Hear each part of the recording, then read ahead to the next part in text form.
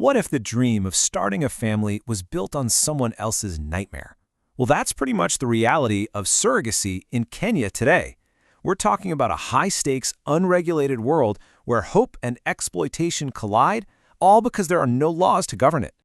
I mean, this is the dream, right? That feeling of hope, of legacy that a child brings. For so many people who can't conceive naturally, surrogacy feels like a miracle. But as you're about to see, for the women who make this dream possible, the reality can be anything but a miracle. So, just so we're all on the same page, surrogacy is, at its core, the act of one woman carrying a pregnancy for another person or a couple. And in theory, it can be a really beautiful thing, creating families, fulfilling dreams for everyone involved. But here is the critical problem. What happens when there are no rules, no legal protections? Well, this deeply personal journey turns into a business. It becomes a black market where desperate women are the product, and the stakes are dangerously, life-threateningly high. To really understand what's at stake here, you have to look at the human cost. And that brings us to the story of a woman we're going to call Irene, whose experience just pulls back the curtain on the devastating consequences of this legal vacuum. So Irene is 26 years old, and she's already a mother of 3. After she lost her job, she was desperate, just struggling to provide for her own kids. And in that moment of pure vulnerability, a phone call came through with an offer that sounded like a way out, but would end up changing her life forever. And this timeline just shows how fast everything completely unraveled. First, a friend connects Irene with an agent for an American client. The promise? Don't worry, you'll get full medical care and a big payment at the end. But then, at just 17 weeks, the whole thing takes a terrifying turn. Irene suffers severe complications that lead to a miscarriage.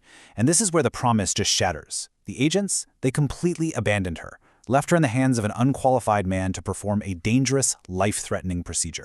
And what was she promised for risking literally everything? 35,000 Kenyan shillings a month. Now, to put that in perspective for you, that's roughly $270, a tiny sum that just goes to show you how little her health, her safety, and ultimately her life were valued in this whole transaction. Irene's story is absolutely heartbreaking, but the thing is, it's not some isolated incident. It's a window into a much larger, shadowy network that preys on the desperation of women, just like her. So let's peel back the curtain a little more on this hidden market. I mean, you have to ask, right? If Irene was being paid so little, where is all the money going? Who are the people actually getting rich from these arrangements? And the difference is just staggering. A surrogate like Irene might get around 300,000 shillings in total. That's about $2,300 for 9 months of immense physical and emotional labor. Meanwhile, an agent can walk away with up to 5 million shillings. That's over $38,000 from a single child. The exploitation is written right there in the numbers. And this isn't just 1 or 2 bad actors. It's a whole network. You have the agents like Cynthia Areno who go out and recruit these women.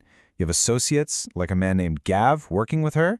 You've got these so-called clinics run by unverified people performing incredibly risky procedures. And then you have the safe houses, places where pregnant women are basically held, completely cut off from the outside world and any kind of support.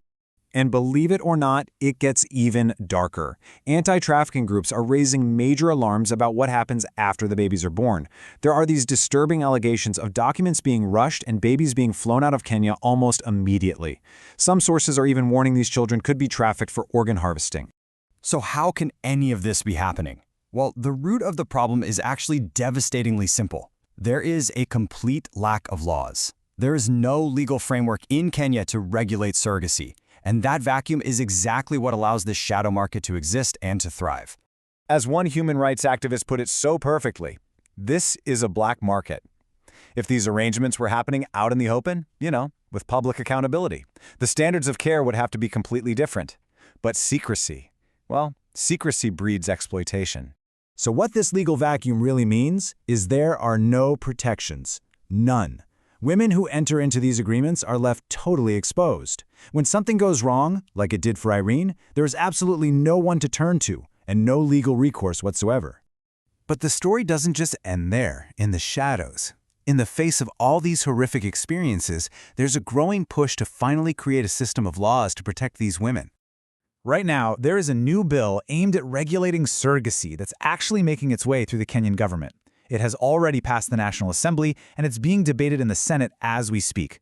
This could be a critical turning point. So what would this new law actually do?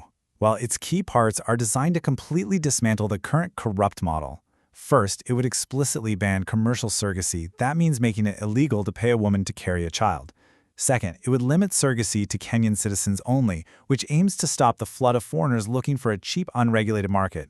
And third, it sets clear age requirements, a basic protection that just doesn't exist right now. It sounds promising. It really does.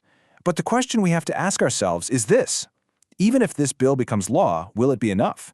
I mean, can a law by itself truly fix the deep-seated issues of poverty and desperation that push these women into these situations in the first place? And that's really the fundamental ethical dilemma we're left with. As one person in our source material asks, should a country, as a matter of policy, allow wealthy foreigners to come and pay peanuts to poor women so that they can bear the labor pains on their behalf? It's a powerful, uncomfortable question, and it gets to the very heart of this incredibly complex issue.